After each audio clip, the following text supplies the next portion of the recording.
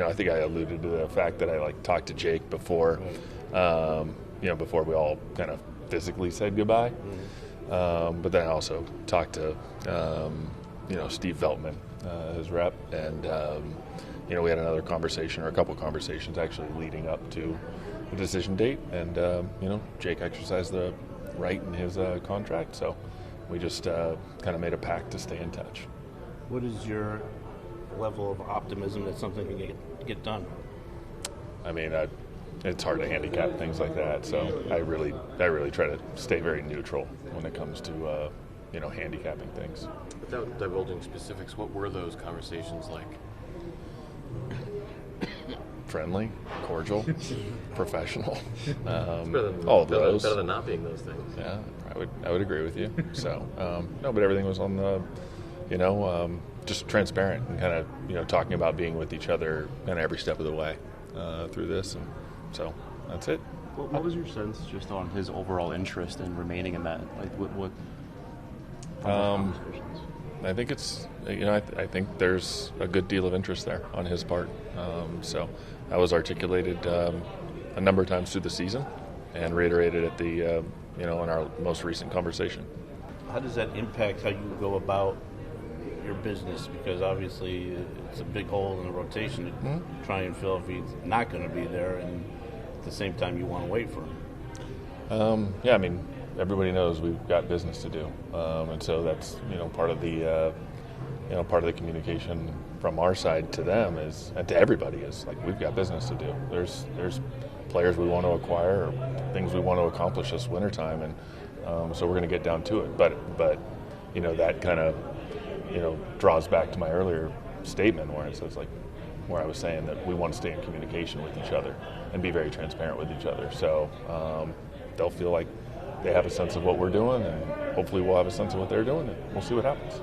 We have to look at every single opportunity. So we're looking at a number of starters, and we're looking into the trade market, we're looking into the free agent market, and we just have to really kind of leave no stone unturned. Have you been in touch with Brandon Nimmo's reps? I have talked to Nimmo's reps as well. Yeah. How much of a priority is he for center field? Brandon, kind of just like Jake, knows how we feel about him, but again, he's reached a point in his contract where he's afforded the opportunity to kind of look around, and but I think there's going to be strong communication there as well. How do you go about assessing what his 30s are going to look like, and thus what this contract would look like for him, for a guy who in his career has not always stayed healthy, but most recently has stayed healthy? I mean, with everything, you kind of, just, this is more in a macro sense, Sure. But you kind of look at player value and impact as, being driven by, how much do they play and how good are they when they play. Yeah. But then there's layers to that, and you want to kind of peel back what are acute injuries versus chronic injuries. And so when things are a little bit more acute in nature, player A dives into first base and dislocates a shoulder, probably not chronic unless it lends to something that carries into the future and becomes chronic in nature. But just like a broken finger, it's not really a chronic issue. So you have to really peel back the layers of that availability in the player. And so without going into too much detail, there's a little bit of the thinking behind it. If anybody wants to turn this into NBA free agency or NFL free agency, I'm all for it. Same. All for it. So, I mean, you have an ability to do things like that, with the financial resources that you guys have, Billy. I mean, you have the opportunity to put offers in front of people that can move the needle for them, I think. Do you have that sense going into you can, but the market has no timeline too, right? And so, it's a little difficult to do that unless you want to really start getting into a different psychological game. It's not really where we're at. So, you play by the, kind of play by the rules that are governed by, how things are going in the marketplace. And we'll engage, but perhaps some aggressiveness early on. We'll see, but you have to get the other party to a yes too, and they have other clubs and things that they want to talk about. Where do you stand on picking up Carrasco's option? Still talking about it. You have till Thursday, is that right? Yes, Thursday.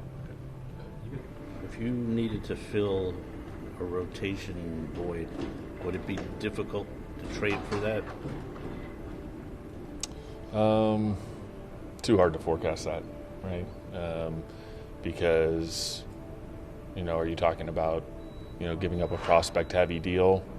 Okay, well, it probably can be executed, but does it not serve, or does it work against kind of our goal for, sustainability in the future? It'd probably have to be a player that had a lot of, a lot of years of control left. So, and now we're dealing hypotheticals. So, there could also be other circumstances where you trade for a pitcher that has a less amount of control remaining, but you don't have to give up quite as much, or you can maybe just give off a piece of your major league club to do that. So, just have to kind of think through all the combinations. Bassett and Taijuan Walker, do you have any sense of if they want to come back? Yeah, I believe they enjoyed their time here. And Okay. so, but we'll be talking to them too. There were deals at the deadline where, players inside of our top 10 were in them. It just wasn't going to be a handful of players inside our top 10 or multiple players inside our top 10. And, I think if you look at historically, if you look at some organizations that have built that sustainability, they haven't really traded inside of their top 4 for like the first 4, 5, 6, 7 years of, that type of blueprint being constructed and then implemented. Of a front office regime, I guess, yeah. So, so that's ultimately where we're at. And, but if the right player comes along, there's no absolutes. I don't want to live in absolutes. So, yeah, we hired a director of pitching, Eric Yeagers, from Cincinnati, and very happy to have him on board. And, Jeremy Hefner was involved in the interview process.